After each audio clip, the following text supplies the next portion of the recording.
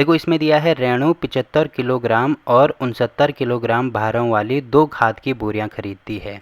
ठीक है, भार के उस बट्टे का अधिकतम मान ज्ञात कीजिए। देखो अधिकतम दिया है, अधिकतम मान ज्ञात कीजिए जो दोनों बोरियों के भारों को पूरा पूरा माप ले। कहने का मतलब क्या है, देखो सबसे पहले तो आपको ये जो प्रश्न है ये समझ में आना चाहिए कि इसमें हमें करना क्या है। देखो यहाँ पे स्टार्टिंग में दिया है कि रेणु नाम की कोई लड़की है, वो क्या करती है, 2 खाद की बोरियां खरीदती है। एक है 75 किलो की, मान लीजिए ये वाली है 75 किलो की, ठीक है, और दूसरी है 69 किलो की, तो मान लीजिए ये वाली है 69 किलो की। अब देखो आपको दिख रहा होगा ये तो काफ़ी बड़ी बड़ी बोरियां हैं, तो एक इंसान तो इतनी बड़ी बोरियों को नहीं ले जा सकते हैं ना, तो उनको क्या करना है, जैसे ये जो 75 किलो की बोरी है उनको छोटे छोटे टुकड़ों में तोड़ना है। जैसे हमने इसके पैकेट बना दिए, 5-5 किलो के पैकेट बना दिए। अब देखो 5-5 किलो के पैकेट तो कोई भी इंसान ले जा सकता है ना। अब ऐसे हमें इनके पैकेट बनाने हैं जिससे कि ये भी पूरी पूरा इसमें आ जाए और ये भी इसमें पूरा पूरा आ जाए। अब कहने का मतलब क्या है कि देखो ये तो काफ़ी बड़े नंबर हैं, छोटे नंबर से मैं आपको समझाता हूँ। मान लीजिए पहला है 4 किलो का, 75 की जगह पे मैंने 4 किलो ले लिया और इसकी जगह पे मैंने 6 किलो का ले लिया। तो एक 4 किलो की बोरी है, एक 6 किलो की बोरी है। अब देखो इसके मैं कैसे कैसे पैकेट पैकेट बनाऊंगा। एक तो मैं ऐसे बना सकता हूँ, अगर मैं 3-3 किलो के पैकेट बनाता हूँ, देखो 3 किलो का पैकेट बना दे तो 3 किलो इसका आ गया, बाकी इसका कितना किलो बचा, 1 किलो बच रहा है ना इसका, तो इसका 1 किलो बच रहा है। जबकि हमें ऐसे दिया है कि पूरा, जैसे ये 3 किलो का पैकेट हमने बनाया तो ये भी 3 केजी का पूरा पैकेट होना चाहिए। अब ऐसे हम कैसे निकाल सकते हैं, तो देखो 3 किलो का पैकेट तो हम बना नहीं सकते हैं, तो यहाँ पे हमें ऐसे करना होगा, जैसे यहाँ पे 4 है ना, तो 2-2 किलो के पैकेट बना दिए। देखो यहाँ पे मैंने 2 किलो का पैकेट बना दिया, 2 किलो का पैकेट यहाँ पे बना दिया, तो 2 किलो इसमें आ जाएगा इसका और 2 किलो इसमें आ जाएगा, तो यहाँ पे 2 किलो ये हो गया और 2 किलो ये हो गया। अब सेम टू सेम यहाँ पे भी हमें, जैसे ये हमने 2 किलो का बनाया है तो यहाँ पे भी 2 किलो का ही बनाना होगा। तो इसके कितने पैकेट बनेंगे, इसके 3 पैकेट बनेंगे 2-2 किलो के। तो आपको दिख रहा होगा सारे 2-2 किलो के पैकेट हो गए और इसमें कुछ भी शेष नहीं बच रहा है। जैसे जब हम 3 किलो का पैकेट बना रहे थे तो इसमें 1 किलो यहाँ पे शेष बच रहा था ना, जबकि यहाँ पे कुछ भी नहीं बच रहा है। तो आपको दिख रहा होगा हमने सबको, मतलब ये जो 4 किलो हैं, 6 किलो हैं, इसके 2-2 किलो के पैकेट बना दिए और सारे इसमें पूरे पूरे आ रहे हैं। तो कहने का मतलब ये है, देखो एक तरीका तो ये है, क्योंकि ये छोटे नंबर हैं इसीलिए हमने बड़ी आसानी से इसमें समझा है। अब अगर काफ़ी बड़े, देखो इतने बड़े नंबर होंगे तो हम कैसे समझेंगे इसको, तो इसमें आपको सिंपल सा ये ध्यान रखना है कि हमें 4 और 6 इन दोनों का क्या निकालना है, मौसो निकालना है। ठीक है, तो मौसो निकालना तो मैंने आपको पिछली वाली प्रश्नावली में सिखाया है ना, कैसे निकालते हैं। पहले 4 के गुणनखंड करेंगे, तो 4 का गुणनखंड होगा 2 गुणा 2, ठीक है। फिर 6 के गुणनखंड नहीं करने बल्कि अभाज्य गुणनखंड करने होते हैं। अब 6 के गुणनखंड करेंगे तो ये होता है 2 गुणा 3। अब आपको दिख रहा होगा अगर मुझे इनका मौसो निकालना है तो इसका मौसो कितना हो जाएगा। देखो मौसो का मतलब ये होता है कि ऐसा गुणनखंड जो यहाँ पे भी मौजूद हो, यहाँ पे भी मौजूद हो। तो आपको दिख रहा है यहाँ पे 2 मौजूद है, तो इसका मतलब इनका मौसो आ जाएगा 2। तो तभी हमने क्या किया, यहाँ पे 2-2 किलो के पैकेट बनाए हैं। ठीक है, तो ये चीज़ आपकी समझ में आई होगी। देखो ये सारी चीज़ें मैंने आपको केवल समझाने के लिए बोली हैं। मेन क्वेश्चन का मकसद ये है कि हमें क्या निकालना है, इसमें मौसो निकालना है। तो मौसो कैसे निकालेंगे, ये सारी चीज़ें पहले मैं मिटा देता हूँ। ठीक है, तो यहाँ पे पहली संख्या हमारे पास है 75 और दूसरी संख्या हमारे पास है 69। तो इनका मौसो निकालना है तो इनके अभाज्य गुणनखंड निकाल दो, जैसे मैंने पिछली वाली प्रश्नावली में बताया था। अब देखो अगर नहीं आते हैं तो पहले पिछली वाली प्रश्नावली की वीडियो देखिए, तब ये क्वेश्चन करेंगे तो बड़ी आसानी से समझ में आ जाएंगे। तो सबसे पहले क्या करते हैं, देखो अभाज्य संख्याएं होती हैं 2, 3, 5, 7। तो सबसे छोटी अभाज्य संख्या 2 होती है, तो इसको हम 2 से ट्राई करते हैं कि 2 का भाग इसमें जाएगा कि नहीं जाएगा। 2 का नहीं जाएगा, फिर 3 का नहीं जाएगा, फिर 5 का नहीं जाएगा, 7 का, ऐसे देखते हैं। तो देखो 2 का भाग तो इसमें नहीं जा रहा है। क्यों नहीं जा रहा है, क्योंकि आपको दिख रहा होगा यहाँ पे 5 है। अब देखो 5 क्या है, क्योंकि 2 का भाग 5 में नहीं जाता है तो इसमें भी नहीं जाएगा। फिर 3 का ट्राई करेंगे, तो 3 के लिए क्या मैं बोला था मैंने, इसके अंकों को जोड़ दो। तो ये है 7 और 5, तो 7 और 5 कितना होता है 12। अब देखो 12 में 3 का भाग जाता है, मतलब इसमें भी जाएगा।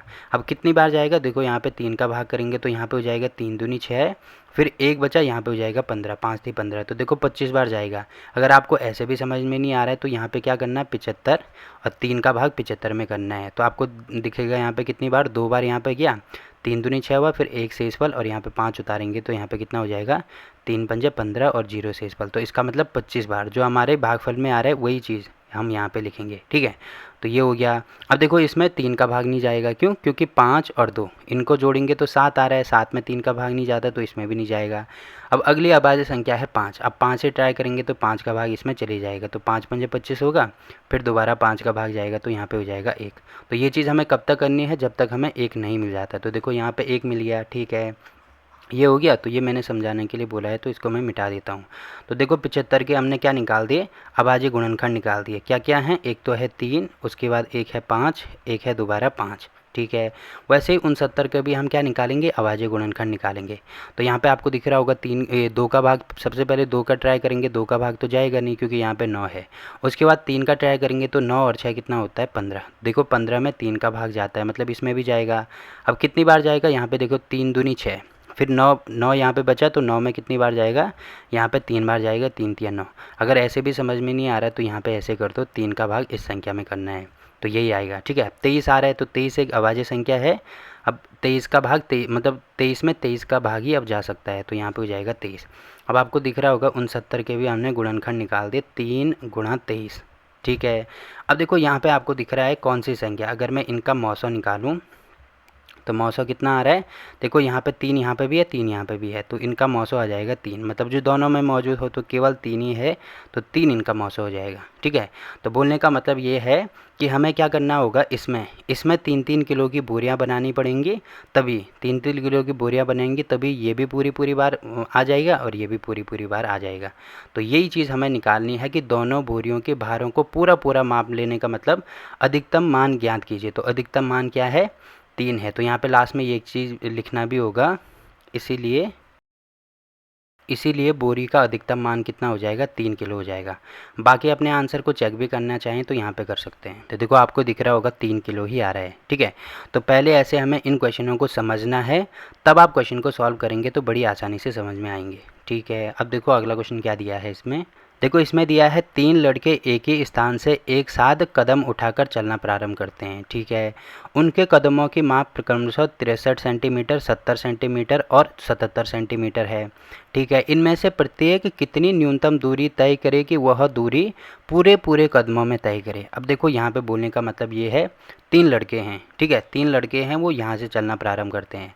अब ऐसे हो सकता है एक लड़का बड़ा हो, एक लड़का छोटा हो, तो जब वो चलेंगे ना तो कोई इतनी दूर कदम रखेगा, कोई इतनी दूर रखेगा, कोई इतनी दूर रखेगा। मतलब ऐसे तो हो नहीं सकता ना कि तीनों साथ में और उतने ही दूरी में। जैसे इसने 3 सेंटीमीटर कदम रख दिया तो ये भी 3 सेंटीमीटर रखेगा, ऐसे नहीं हो सकता, कोई कम रखेगा कोई ज़्यादा रखेगा।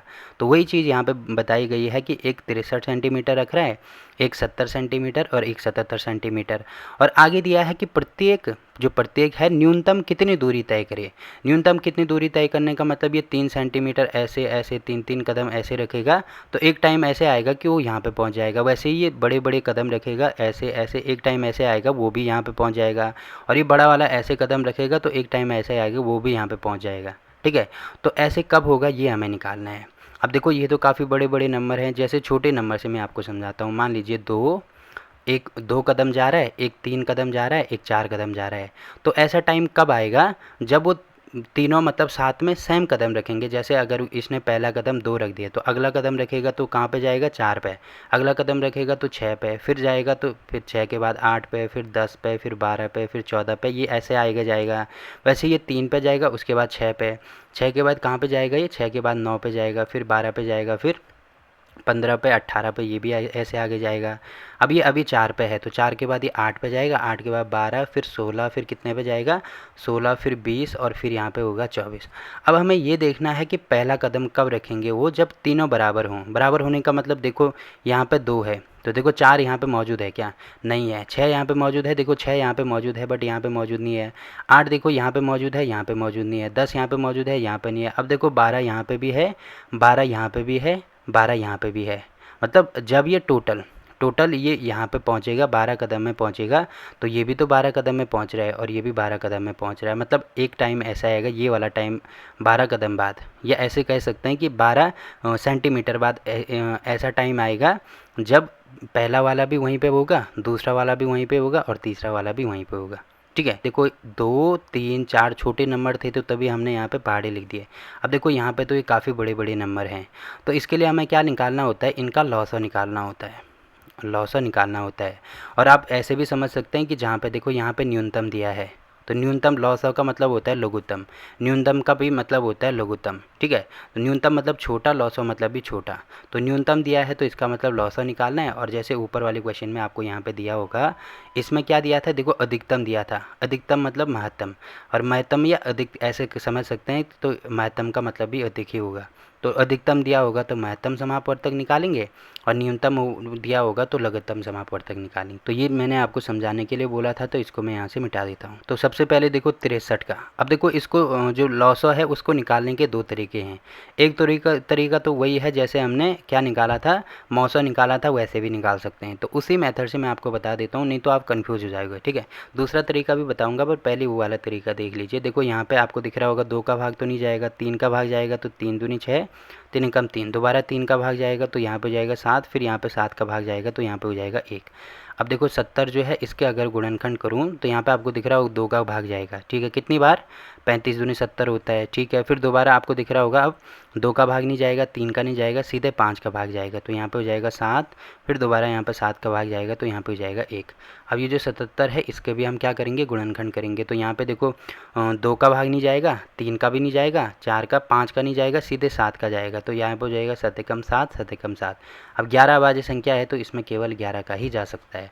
तो अब मैंने निकाल दिए इनके गुणनखंड, तो 63 के गुणनखंड आए हमारे पास 3 गुणा 3 गुणा 7, ठीक है। वैसे ही 70 के गुणनखंड आए हमारे पास 2 गुणा 5 गुणा 7, ठीक है। और वैसे ही जो 77 है इसके गुणनखंड आई मेरे पास 7 गुणा 11। अब आपको दिख रहा होगा मुझे ऐसी संख्या देखनी है, अगर मुझे लौसा निकालना है, ऐसी संख्या देखनी है जो इन तीनों में मौजूद हो। तो कौन सी संख्या है, देखो आपको दिख रहा होगा यहाँ पे 7 यहाँ भी है, 7 यहाँ भी है, 7 यहाँ भी है, तो इन तीनों 7 के बदले में यहाँ पे एक 7 लिखूँगा, ठीक है।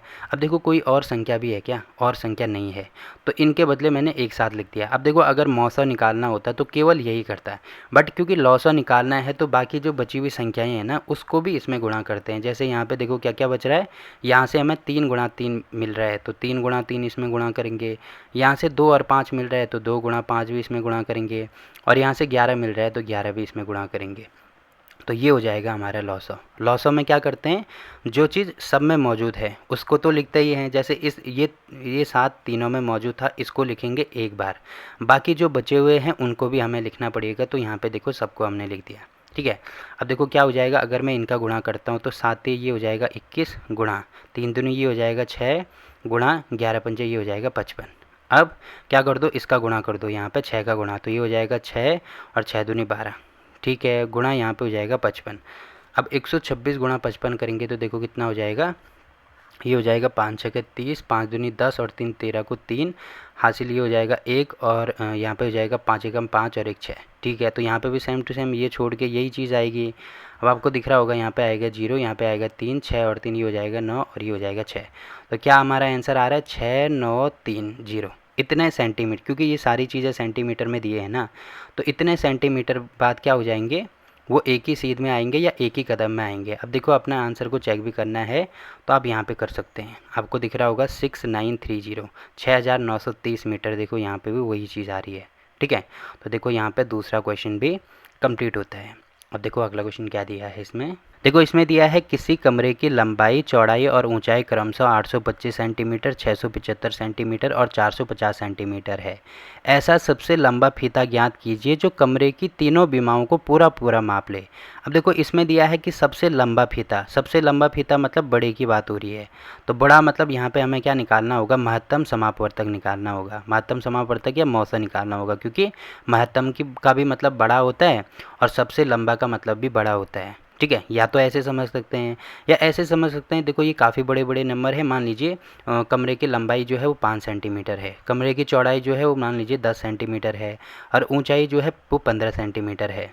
तो मुझे कैसे, सबसे छोटा फीता मैं कौन सा ले सकता हूँ या सबसे बड़ा फीता मैं कौन सा ले सकता हूँ। देखो अगर मैं 5 सेंटीमीटर का फीता लेता हूँ तो इसको भी मैं माप पाऊँगा, देखो 5 सेंटीमीटर पूरा है। इसको भी माप लेंगे 2 बार, देखो 5 सेंटीमीटर यहाँ से यहाँ तक जाएगा, फिर यहाँ से यहाँ तक 10 सेंटीमीटर, वैसे ही 15 सेंटीमीटर का यहाँ पे 3 बार हमें ये चीज़ नापनी पड़ेगी। जबकि अगर मैं 4 सेंटीमीटर का लेता हूँ तो यहाँ पे देखो केवल एक ही बार माप पाऊँगा, फिर यहाँ पे 1 सेंटीमीटर बच जाएगा, यहाँ पे भी 8 सेंटीमीटर होगा, 2 सेंटीमीटर बच जाएगा, और यहाँ पे भी 12 सेंटीमीटर होगा, 3 सेंटीमीटर बच जाएगा। तो कहने का मतलब ये है कि ये ऐसे बचना नहीं चाहिए, पूरी बार उसमें आना चाहिए। तो वो कब आएगा, जब 5 सेंटीमीटर का लेंगे। अब देखो 5, 10 और 15 का मौसा निकालेंगे ना, तो ये भी किसके बराबर आएगा, 5 के बराबर ही आएगा। ठीक है, तो इसीलिए ये जो बड़ी बड़ी संख्याएं हैं ये मैं आपको बोल रहा हूँ कि यहाँ पे मौसा लेना। ये भी आपके समझ में नहीं आ रहा तो सिंपल सा ऐसे समझना है कि सबसे बड़े की बात हो रही है, तो बड़ा मतलब महत्तम, या तो लौसा निकालना होगा या तो मौसा निकालना होगा। अब बड़ा आ रहा है तो महत्तम में भी बड़ा आता है, तो इसीलिए इनका क्या निकालना है, मौसा निकालना है। तो ठीक है, यहाँ पे काम कर दो, इनको मिटा दो। अब देखो पहली संख्या हमारे पास 825 है, तो इसके गुणनखंड निकालना शुरू कर दो। तो देखो इसमें 2 का भाग तो नहीं जाएगा क्योंकि यहाँ पे 5 आ रहा है। 3 का जाएगा क्या, 8 और 2 10 और 5 15। देखो 3 का भाग इसमें जाता है, मतलब इसमें भी जाएगा। तो 3 का भाग कितनी बार जाएगा, यहाँ पे हो जाएगा 3 दूनी 6, 6 हो गया, 2 बचा तो यहाँ पे होगा 22, फिर 7 × 21, 1 बचा, यहाँ पे हो जाएगा 15। तो 15 का मतलब 5 × 15। ठीक है, अब देखो दोबारा 7 और 5 12 13 14। अब देखो इसमें 2 का भाग नहीं जाएगा, अब किसका भाग जाएगा, क्योंकि यहाँ पे 5 आ रहा है तो 5 का भाग जाएगा। तो ये हो जाएगा 5 × 5 = 25, 2 बचा, फिर 5 उतारेंगे तो यहाँ पे हमारे पास 5 × 5 = 25 दोबारा होगा। दोबारा 5 का भाग जाएगा तो यहाँ पे 5 एकम 5, 5 एकम 5। अब देखो 11 एक अभाज्य संख्या है तो 11 में 11 का ही भाग जा सकता है। तो पहले के हमने गुणनखंड निकाल दिए। ठीक है, वैसे ही दूसरे के भी निकालने होंगे, तो आपको दिख रहा होगा 675 के भी हम क्या निकालेंगे, गुणनखंड निकालेंगे। तो देखो यहाँ पे 5 है तो 3 का भाग 2 का भाग तो नहीं जाएगा, 3 का जाएगा कि 7 और 5 12 6 18। देखो 3 का भाग इसमें चले जाएगा, कितनी बार, 3 दूनी 6, फिर दोबारा देखो 3 दूनी 6, 1 बचा, यहाँ पे हो जाएगा 15, तो 5 × 3 = 15। अब देखो यहाँ पे दोबारा 5 6 7 8 9, 9 आ रहा है, इसमें जाता है तो इसमें भी दोबारा 3 का भाग जाएगा, तो ये हो जाएगा 7 × 3 = 21, 1 बचा तो यहाँ पे हो जाएगा 15, तो 5 × 3 = 15। ठीक है, अब देखो दोबारा इसमें 5 का भाग जाएगा क्योंकि 7 और 5 कितना होता है, 12, 12 में 3 का भाग जाता है, तो दोबारा इसमें देखो 5 का नहीं, पहले 3 का ही जाएगा। तो 3 का भाग करेंगे तो यहाँ पे आपको दिख रहा होगा कितना होगा, 3 दूनी 6 और यहाँ पे हो जाएगा 5 × 3 = 15। अब नहीं जाएगा 3 का, क्योंकि 5 और 2 करेंगे तो 7 होता है, 7 में 3 का नहीं जाएगा तो इसमें भी नहीं जाएगा। अब सीधे 5 का जाएगा, यहाँ पे होगा 5, यहाँ पे 5 का दोबारा जाएगा, यहाँ पे हो जाएगा 1। तो इसके भी हमने गुणनखंड निकाल दिए। ठीक है, अब लास्ट बचा हमारे पास 450, तो इसके गुणनखंड निकाल दो। देखो यहाँ पे 2 का भाग चले जाएगा क्योंकि 0 आ रहा है, तो 2 का भाग यहाँ पे हो जाएगा 2 दूनी 4, फिर 2 दूनी 4 और 5 दूनी 10। अब देखो यहाँ पे 2 का भाग नहीं जाएगा, अब किसका भाग जाएगा, यहाँ पे देखो 5 2 7 8 9, अब 3 का भाग चले जाएगा। ठीक है, तो 3 का भाग करेंगे तो कितनी बार, 7 × 3 = 21, फिर 1 बचा 15 हुआ तो 5 × 3 = 15, फिर दोबारा 3 का भाग जाएगा तो यहाँ पे हो जाएगा 25। अब देखो 3 का नहीं जाएगा, सीधे 5 का जाएगा, तो यहाँ पे 5, यहाँ पे 5 का जाएगा तो यहाँ पे हो जाएगा 1। तो कहने का मतलब ये है कि जो 825 है इसके अभाज्य गुणनखंड क्या क्या आ रहे, 3 × 5 × 5 × 11। तो यहाँ पे लिख दो 3 × 5 × 5 × 11। ठीक है, अब जो 675 है उसके गुणनखंड क्या क्या आ रहे हैं, 3 × 3 × 5 × 5, जो कि आपको दिख रहा होगा 3 × 3 × 3 × 5 × 5। 3 5 बार है, 2 3 3 बार है, 5 2 बार है, 3 3 बार है, 5 2 बार है। अब अगला आ रहा है 450। 450 के गुणनखंड निकाल दो, क्या क्या आ रहे हैं, देखो 2 आ रहा है, 3 3 5 5, तो यहाँ पे लिखेंगे, एक सेकंड है, तो यहाँ पे होगा 2 3 3 और 5 5। तो आपको दिख रहा होगा यहाँ पे 450 के भी हमने निकाल दिए। देखो ये 950 नहीं है बल्कि 450 है, ये आपको ध्यान रखना है। इनके गुणनखंड निकाल दिया, इनका हमें क्या लेना है, अब मौसा लेना है। तो ठीक है, मौसा का मतलब जो इन तीनों में मौजूद है। तो देखो 3 यहाँ भी है, यहाँ भी है, यहाँ भी है, तो ठीक है 3, एक तो 3 आ जाएगा, 3 का गुणा कर देंगे। उसके बाद देखो आपको दिख रहा होगा कि 5 यहाँ पे भी है, 5 यहाँ पे भी है, 5 यहाँ पे भी है, तो एक तो आ जाएगा 5। ठीक है, फिर दोबारा आपको दिख रहा होगा 5 यहाँ भी है, 5 यहाँ भी है, 5 यहाँ भी है, तो दोबारा आ जाएगा 5। तो कितना हो रहा है ये, 5 × 5, 5 बजे 25 और 25 थी, कितना हो जाएगा 75। अब सब सेंटीमीटर में है तो ये भी सेंटीमीटर में आ जाएगा। ठीक है, तो इसका हमने क्या निकाल दिया, आंसर निकाल दिया, किसके बराबर होगा, तीसरे का आंसर हो जाएगा हमारे पास 75 सेंटीमीटर। बाकी अपने आंसर को चेक भी करना है तो यहाँ पे कर सकते हैं, 75 सेंटीमीटर ही आ रहा है। ठीक है, तो देखो ये वाला क्वेश्चन भी यहाँ पे कंप्लीट होता है।